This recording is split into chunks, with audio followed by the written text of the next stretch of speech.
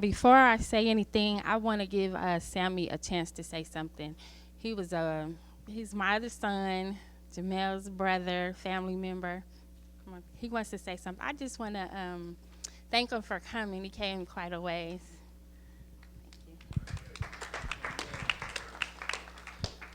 My name is Samuel Lloyd.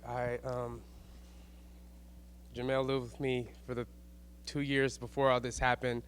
Um, we went through a lot of our hardest struggles together. You know, I was addicted to drugs myself, and I spent so much time with him. Jamel used to call me from different places that he was, and he would ask me to come pick him up. And I would go out searching for him in these different places that that he found himself in, trying to pull him up out of that, because for me it was pulling myself out of it. Seeing someone who's in your same situation or going through a struggle, because drugs for everyone is a struggle. It never ends well. It always gets worse. You always are going to hit rock bottom. Rock bottom last time may have been rock bottom then, but next rock bottom is going to be even worse than that. It's always a struggle. And I came from, I've always been a really bright guy. I've always been very easy to talk to, and charming and stuff like that, and I love people. So that was something that Jamel and I had in common. He was, there was times where I was sick, and he would come and he would lay next to me and he would rub my back and he would make me food, and I mean, I was sick. And I was going through things, and I don't have any family out here.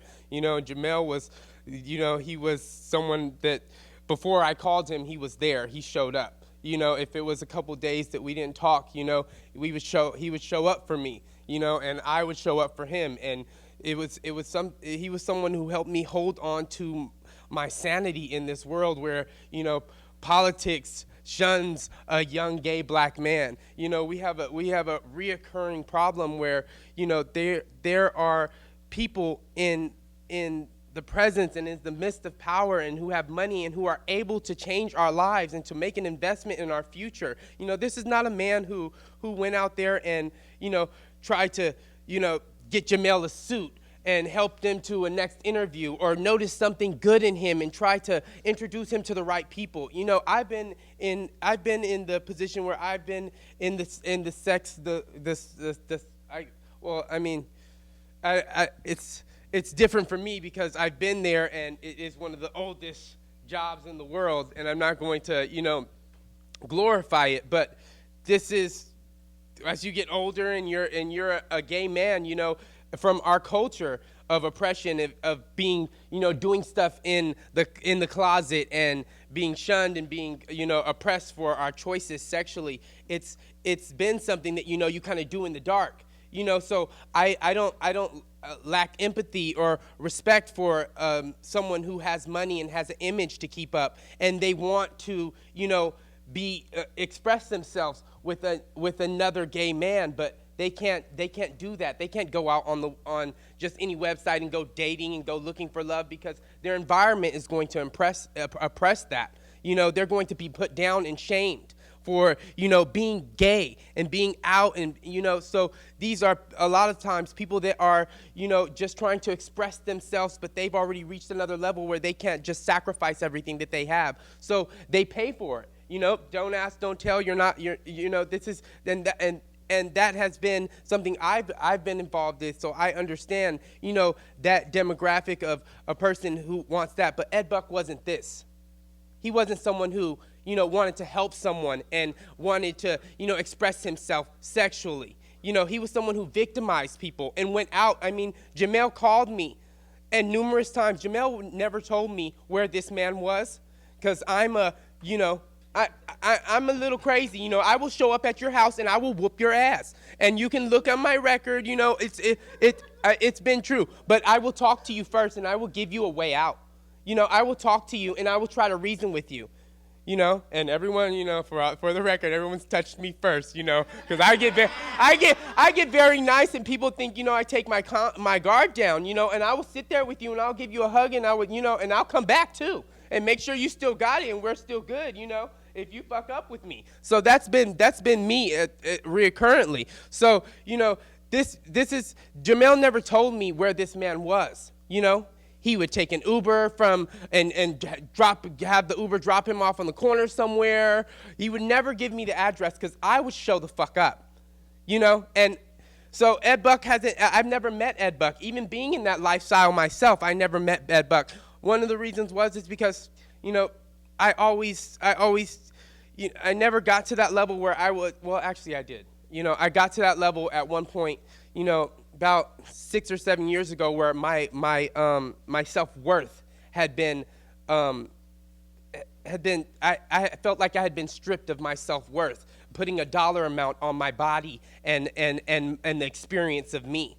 So I had to completely cut myself off from, spending time with people who would also put a dollar amount on my self-worth. I had to stop that, But that doesn't take away from my experiences, and there were some good people out there. But this man, he went out there searching for other men that were struggling and on the streets and had no money, And I mean, men who had never experienced drugs before, people that were just struggling, struggling, and we're already in a down and out position. This is the type of guys, Ed Buck searched for, and Jamel was scared.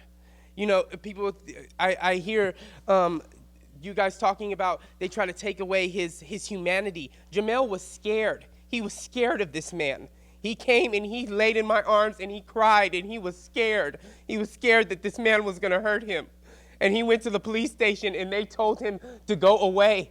They did not believe him. He was scared.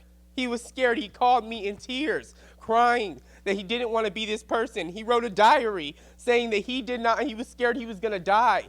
He wanted to get away from this path, And Ed Buck, being a man of intuity and knowledge and in politics and stuff like this, you're not speaking about somebody who was stupid.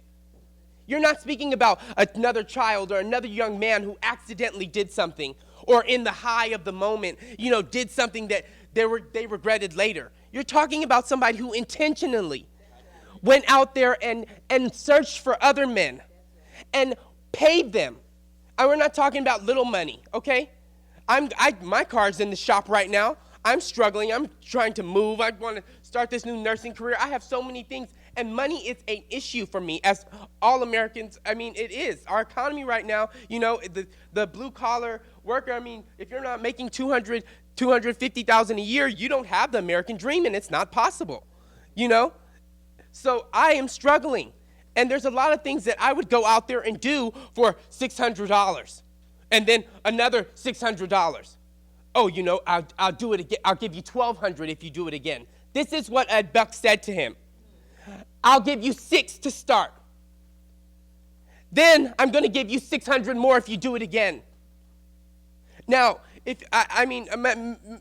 many of you may not understand the mentality of a drug addict. When you get to a certain level, your inhibitions are gone. That's why a lot of people do drugs. It's because it's going to take away that, you know what, I have a lot to live for. I have a lot of things that I want to do with my life. I don't want to be gone in this instant. That's going to be gone. You're not going to be thinking about that as you're doing drugs. So when you get someone to do more, you're just breaking them down. And then on top of it, you offer them another $1,200. Come on now. How many of us in here would, it's easy money. But it's not. It's not, and we are allowing people in power to pay for our lives and to take them away with their money and with their influence. Because we're not talking about somebody who saw Jamel and, was attracted to him, and, they had some, deal where, he was sexually gratified and, for that he wanted to help him out, help him in life to get ahead, because a black man, I'm attractive, But once I get this nursing degree, I'm going to be bomb as hell, you know? That's not, that he wasn't investing in somebody's life like that. You know, he was taking away from him chip by chip by chip by chip. You know, Jamel spent his last days with me at my house. He wanted to get sober and clean, you know, and I struggled with my addiction. But one thing I did not do was pass it to somebody else. I'm not going to do that. I'm not going to allow somebody or put somebody in the same position that I am and take from them. And on a greater scale, I'm not going to push somebody past the point that I've never gone. I'm not going to see somebody, I'm not going to be at a rock bottom and then encourage somebody to be lower than I am. You know, this guy, and it's crazy because there's so many people out there that went through this. I've been to these, you know, drug houses, flop houses, trap houses, looking for victims of Ed Buck, and so many of them are out there. You have no idea how many boys are scared of this man, are scared and will not give their name because they are scared. They have seen what this man's money made them do. So how can they not say that this man's money won't make somebody come and do something to them? I've gotten death threats. People have said they're going to come to my house and beat me up. Not that I'm scared, you know. Come on, you know. You want to, you know, what do you do? If it's my time, it's my time. But at least I have something to fight for. You know, they are coming in the mindset of negativity, you know, and good always triumphs evil, you know. And that's what this message is, you know, you have to start at the top. We have an epidemic going on right now with drugs in our whole country. Drugs are they're taking young, positive, you know, encouraged, you know, people with the possibilities to change the world and the demographic as we know it. Drugs are taking those people and chewing them up and spitting them out. And it's hard to get back from that. It's hard to pull back from that. It's hard because there's so many things going on in the world right now.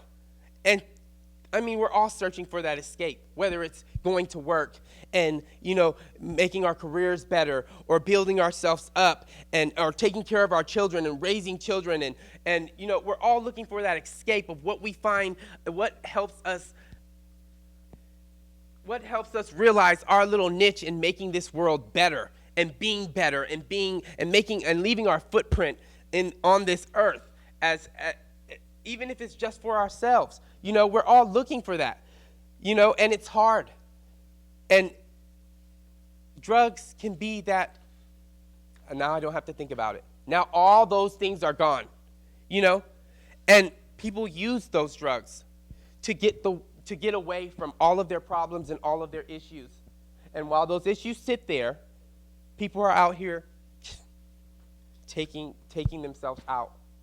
And drugs are a major epidemic in our society. You know, and we have these people that are high up and that have the impact and the ability to help us, and they're taking advantage of that. You know, and it's something that we have to start at the top. We have to start at the top. We cannot allow people to continue paying to kill people. You know, Ed Buck paid to kill him. And it was not right.